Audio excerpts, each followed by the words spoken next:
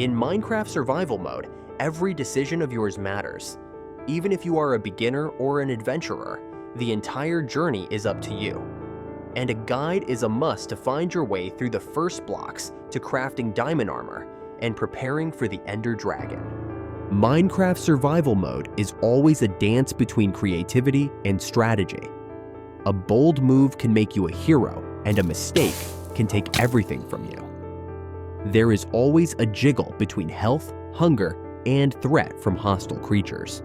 20 minutes of game time should be a perfect balance between these activities. When daytime is all about exploring, your nighttime will be a treat from an array of hostile mobs. But before diving into survival, let's settle on one big question. Should you play Java or Bedrock Edition? Because the version you choose will decide the fate of your game for sure. Let's start with Java Edition. This is the OG version of Minecraft, which is only available on PC, Mac, and Linux. If you love mods, shaders, and custom servers, this is the one for you. It also comes with the F3 debug screen that shows your coordinates, biome info, and chunk details. You can't imagine how helpful it can be to find diamonds and spawners. But don't forget, one death means game over. Now, on the other hand, we have Bedrock Edition. It is all about performance and crossplay. Whether you're on PlayStation or Windows 10, you can play with friends across platforms. But the hard part comes when you have to enable coordinates manually. So, if you want technical gameplay and mods, Java is the king. But if you are looking for better performance and crossplay, Bedrock is your best bet. But either way, Minecraft Survival is what you should crave. It is very important to set up your world in the right way to make your survival seamless. Because trust me, the choices you make right here can make or break your survival experience at the end of the day. The first thing is the difficulty. If you're new, I recommend normal mode. It will give you a balanced challenge without making things too easy or madly difficult. Always start with easy. If you choose hard mode, then good luck surviving your first night. Next up is gaming mode. Of course, we're going with survival. Because if you are not, then are you even playing Minecraft? And about bonus chest. If you're an absolute beginner, turn this on so that you get a heads up about tools, wood, and food. It is not necessary, but super helpful. And stick to default when it comes to world type, so that you can experience a variety of biomes, structures, and resources, which will make your survival both fun and a one-of-a-kind experience. Now that our world is set, it's time to spawn in before night is about to fall. Once you spawn into your brand new world, there will be birds chirping and sun shining, but don't get too excited and forget to mark your spawn point. Trust me, this tiny step will save you so much pain later, because if you die before setting a bed spawn, that is where you will respawn. And if you wander thousands of blocks away, you will have nothing. So look around and find a way to mark this spot. It can be dirt or a cobblestone pillar. And these few seconds of effort now can save you hours of frustration later. And next comes the fun part of survival, punching a tree. That might sound absurd, but trust me, wood is everything for you in the early game. As soon as you spawn, look around for the nearest tree and start breaking logs with your fist, and your goal should be 15 to 20 logs. Because wood is the foundation for your tools, your crafting table, and even your first shelter. And here is a pro tip for you. While you're chopping, keep an eye on the leaves to replant it. And once you have your logs, don't keep them as logs. Instead, open your inventory, turn them into wooden planks, and then you are all set to craft your first tools. Make wood our best friend in the early game, because it can take you for a long run. Now, since we have enough wood, let's turn it into something useful. And in Minecraft, your survival depends on your tools, and without them, you won't get too far. The first step is to open your inventory by pressing E on your PC. Take those logs you just collected and place them in the crafting grid to turn them into wooden planks. Each log gives you 4 planks, and that would be plenty to work with. The next step is to make a crafting table. For that, place 4 wooden planks in a 2x2 square, and bang! You've just created one of the most important blocks in the game. Then, it's time for more tools like a wooden axe for chopping trees faster, and a wooden pickaxe to mine stone and upgrades. Then upgrade to a wooden sword, because it is your time to get real as the mobs are coming. In no time, you should upgrade to stone tools as they will get the game going for you. And trust me, you don't want to be fighting zombies with a wooden sword. So find some stones. It is not necessary to dig, as you can take it from cliffs, mountains, or even the side of a hill. And that makes your job easy, right? And then use a wooden pickaxe to mine at least cobblestone. You need at least 12 cobblestones to make the tools that are an absolute must to live your life in Minecraft.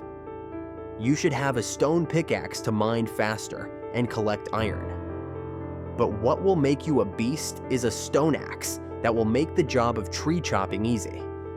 A stone sword will be the best weapon in defense of the mobs that will come in search of you at night. A furnace will serve a dual purpose for you, as in cooking food and smelting ores later. So once you have got your cobblestone, ditch the wooden tools and jump into stone tools, which will be a game changer. And once you have upgraded that gear, we're about to take survival to the next level. Once you get your tools, the biggest challenge is to stay fed. Because in Minecraft, your hunger bar isn't just for show. If it drops too low, consider you have already lost the game. And the fastest way to get food is by taking down some animals. Look for cows, pigs, chickens, or sheep, but don't eat them raw. Cook it in a furnace using wood or coal for more energy. If you're not into hunting, start shaking down trees for fruits and berries. Farming can also bring food to you. Break tall grass to collect seeds, then plant them later for wheat and bread. It will ensure that you never lose out on food. But for early games, hunting is best for survival, but farming will keep you alive forever. Anyway, grab all you can get, because you will need the energy for what's coming next. And trust me, it won't take much time for your little world to turn into a nightmare, so you need a shelter. The classic dirt hut will be a basic but good option, as you can build it with some dirt or wood while adding 4 walls, a roof, and a door. Or if you can find a cave, turn it into a base by blocking off the entrance. And a hillside hideout is all you can have if you can't find trees. Just dig straight into a hillside, make a small room, and add a door, and that's it. If you find sheep, try making a bed, because getting a good sleep will make you happier the next day than anything else. Inside, place your crafting table and furnace. Light it up, lock the door, and take a deep breath. You will make it through the first night like I did. As you survived your first day, now it's time to get serious. Your next goal is to get iron, start a farm, and expand your base. Iron will be a game changer as it gets you stronger tools and shields.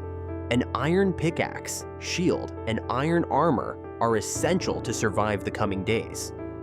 But where will you find this iron? The easiest way to find iron ore is in a cave. If you are lucky enough, you will find them in mountains and cliffs. And once you have iron ore, smelt it in your furnace to get iron ingots. The next thought that should hit your mind is farming, as food shortage can hit you in time. Wheat farming would be a better option to start with. Then you can go for vegetables, and later on to animals. And trust me, with a farm set up, you'll never run out of food again. So that you have the resources you need, let's build a real base with everything you need. It should have a storage room to organize your chests, and a smelting area to keep multiple furnaces for smelting. It is crucial to have sleeping quarters to boost yourself every day. And that is the only way you can prepare yourself for your next big goal. That is to find diamonds. These blue beauties will let you play the best game. The sweetest spot for diamonds is Y level 11 to 15. Strip mining can also make the task easy for you, where you dig a main tunnel, and then branch out every 3 blocks. Keep one thing in mind, diamonds are rare, so you have to be patient all the way long. Once you get it, the first thing that should hit the bucket list should be a diamond pickaxe, which is required for obsidian.